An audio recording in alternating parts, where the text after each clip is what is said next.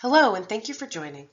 My name is Sarah Dumay, and I'm the manager of Risk Adjustment and HEDIS Audit at Martins Point, and I manage provider risk adjustment, clinical documentation, and diagnosis coding for the Martins Point Generations Advantage Medicare Part C Health Plan. In this presentation, I will discuss diabetes documentation and coding for providers.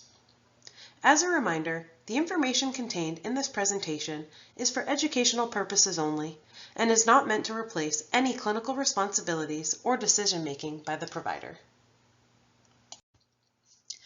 Let's talk about some statistics on diabetes in the United States. Over 38 million children and adults in the U.S. have diabetes.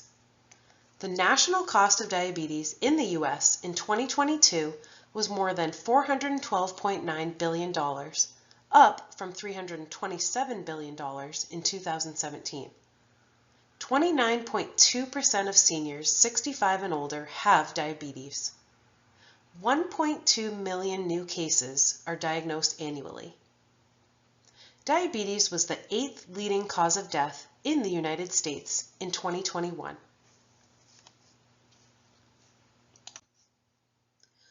Let's talk about documenting diabetes. Providers should document the type of diabetes, the body system affected, and the complications affecting that body system. Providers may use as many codes within a particular category as are necessary to describe all the complications of the disease. So first you want to document the type of diabetes. Type 1, type 2, and then document the treatment, oral medication, insulin, any labs that they're having monitored, and any specialists they might be seeing. And then document uncomplicated or is it with complications. An uncomplicated diabetes documentation example for illustrative purposes. Type 2 diabetes without complications. A1C 6.7%, stable on metformin dose. Eye exam, no retinopathy, foot exam, negative. The diagnosis code in this case was E11.9, type 2 diabetes without complications.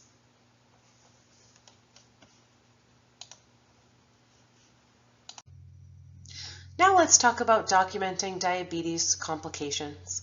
Providers should document any associated complication and how that condition is linked to diabetes. Per ICD-10 coding guidelines, there are several diabetes complications considered to have a presumed causal relationship between diabetes and the complication. Here's a few examples for illustrative purposes. Diabetes with chronic kidney disease. Codes E11.22 for type 1 and E11.22 for type 2. Type 2 diabetes with stage 3 CKD, sees nephrology for management of CKD, order CMP. The next example, diabetes with neuropathy, which is code E10.40 for type 1 and E11.40 for type 2. Type 2 diabetes with neuropathy, bilateral feet numbness and tingling, taking gabapentin. Another example is diabetes with cataracts, code E10.36 for type 1 and E11.36 for type 2. Type 2 diabetes with cataracts. Recent eye exam showed moderate cataracts, stable at this time. Another example is diabetes with retinopathy, code E10.319 for type 1 and E11.319 for type 2. Type 2 diabetes with retinopathy. Annual eye exam showed diabetic retinopathy being managed by ophthalmology.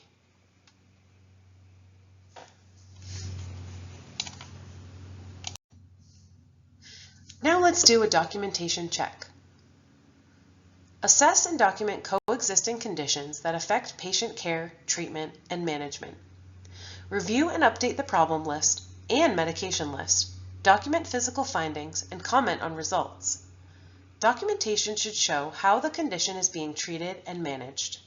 The assessment and plan should accurately reflect how the condition is being treated and managed. The diagnosis should match the documentation.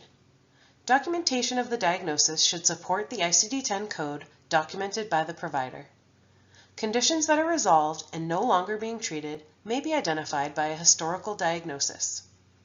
The diagnosis should be documented to the highest level of specificity, if known, and when applicable, document the severity, the laterality, or the type.